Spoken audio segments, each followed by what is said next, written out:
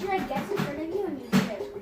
Like it's either rut, squish and tail, or die. Squish and tail or die. Us die. Y anécdotas para ser contadas.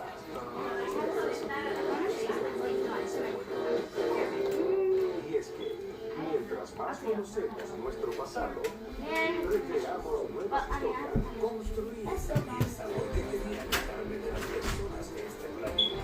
¡Oh, playa! Cazadores de tesoros, todos los miércoles. Por History. ¿Estás listo para el lunes en la noche?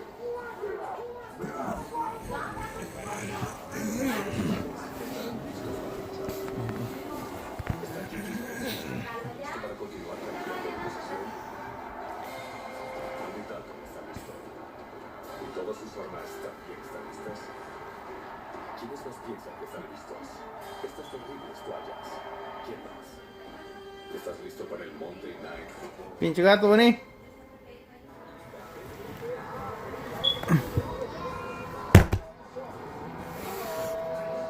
Ahí está, ¿ves? Como pueden ver, este es el gato volador.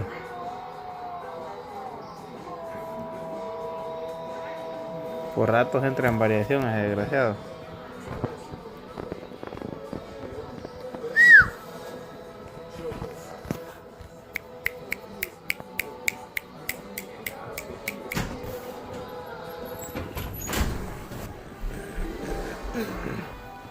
Regresamos a Medio Tiempo, presentado por Volkswagen.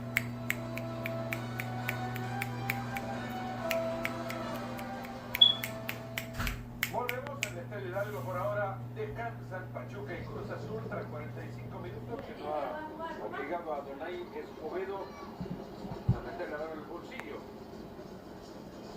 No habíamos estado en el partido.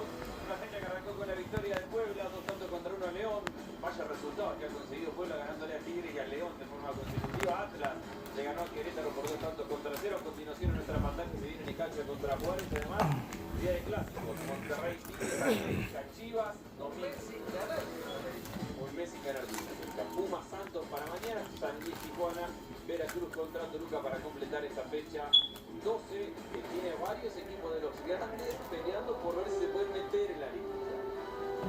Al terminar este partido, que ustedes por ahora sintonizan, Necaxa Juárez, seguía el deporte. Segundo tiempo de los comerciales.